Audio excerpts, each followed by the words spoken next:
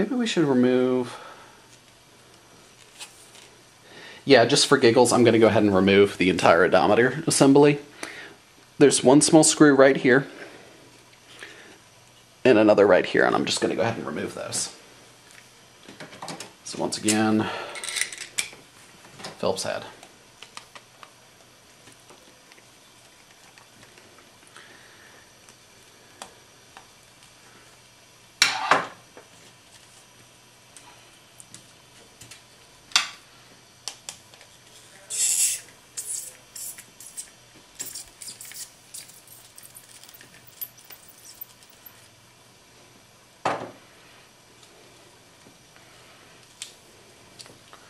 So we removed the two little baby screws, and this entire assembly just kind of lifts off.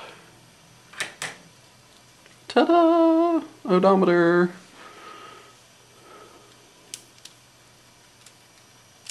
I wonder if I can make it say whatever I want. Be careful with this little center thing here, because that is what controls your speedometer needle. Do not break that. Yeah, I wonder if I could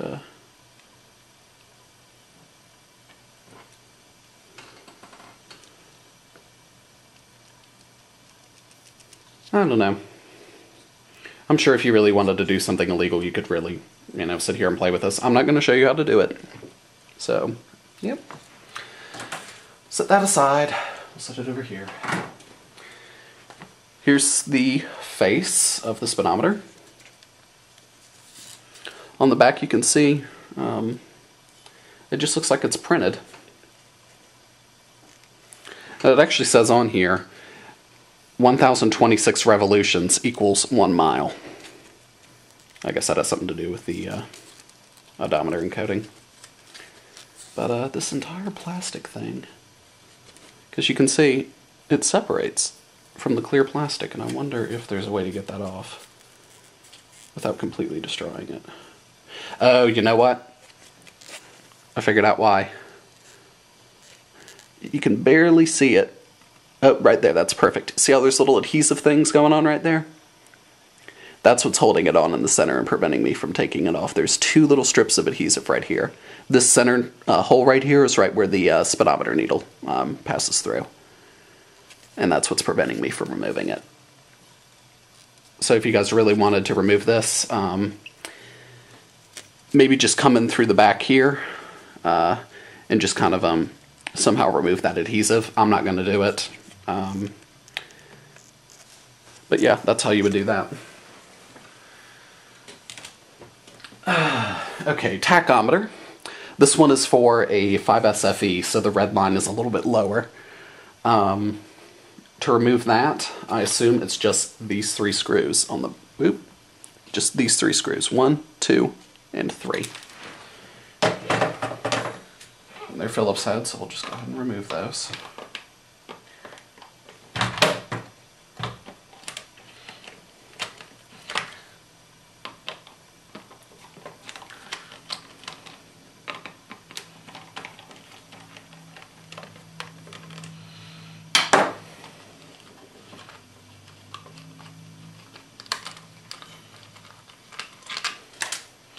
And these are pretty long screws.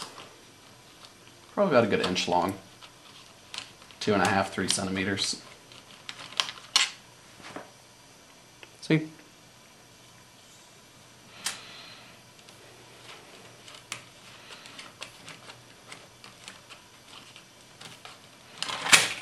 And the entire frickin' tachometer just fell out of the front of the unit. This is what it looks like behind the tachometer.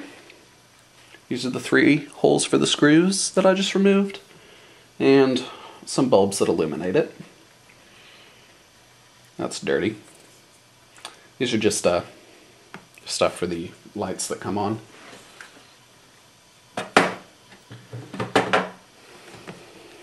Here's the back. Whoa, what the heck?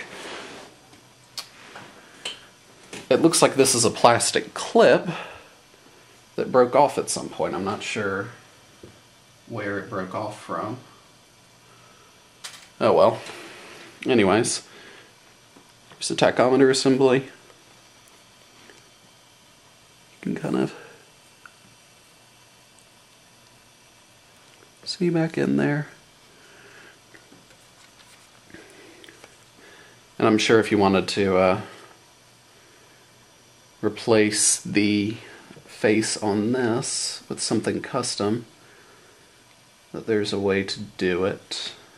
Just need a second here to look at this.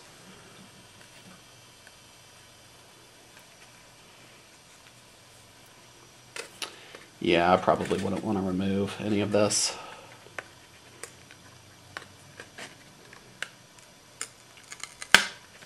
Oh. Yeah, it looks like the adhesive on this one is kind of wearing out. But yeah, it just kind of, it'll pry off like the other one did. Here's that. And you can already kind of see, let me see if I can get it, show you guys. You see the little grease from my fingers right there around the center? That's why you want to wear latex gloves when you're dealing with this. Because you'll notice that on some day and it'll drive you crazy.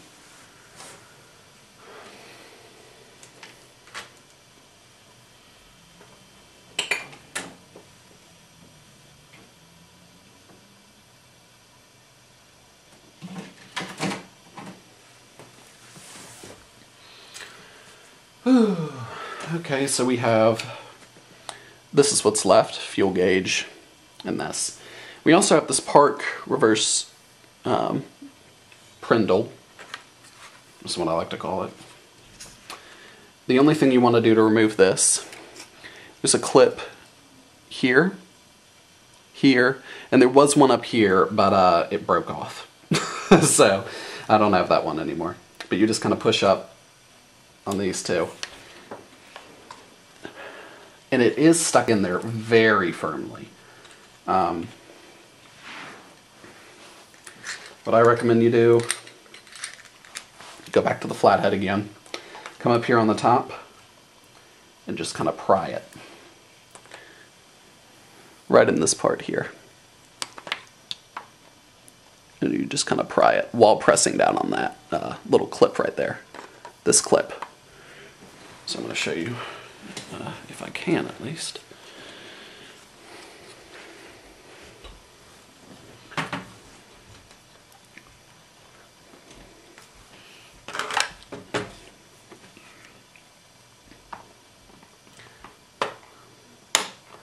Yep, that'll remove it.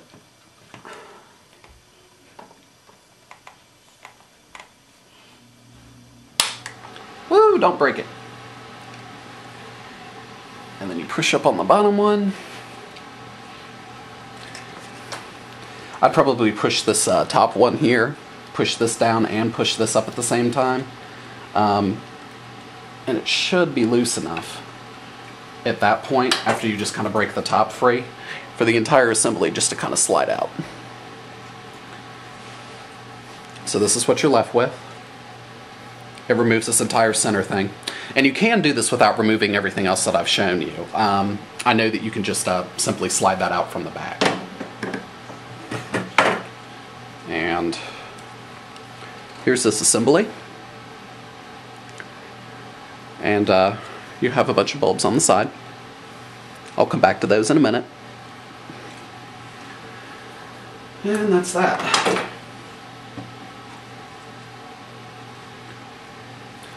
If you really want to remove the temperature gauge here, it's just these 3 screws and it pops right out. If you want to remove the fuel gauge, it's right here and that just pops out as well. So now to go over some of the bulbs. You have quite a few bulbs on the back of this unit that illuminate the gauge faces. Those bulbs are the big ones here. Twist and remove. This one, twist and remove. This big one, twist and remove. This one over here, twist and remove. See, you can double check. And people always think, oh, those are all the bulbs that I need to remove. But no, there's another one. It's right here. See him? He's green. He's this blue one right here. In order to remove that, just stick a Phillips head screwdriver in it, turn it counterclockwise. I can use my nail, because I'm awesome. And he comes right out. I'll set that aside. Those are what you need for the main parts of the gauges. And I believe there are ones that illuminate the sides as well. Give me a second here to check. Oh, another cool trick I should have shown you guys. If you're ever in doubt about what something lights up, if you just taken the cluster out and you want to see what lights something up, or which bulb is for which, you can remove the bulb and shine a flashlight. Like if you wanted to know what this bulb here, where I've got my finger, what that illuminated, just stick a flashlight right there after you've taken the bulb out and it'll shine through on the front of the cluster and you can see what that bulb is for, what that bulb illuminates. Anyways, I believe that that is it. Let me double check though, because this little guy down here. No.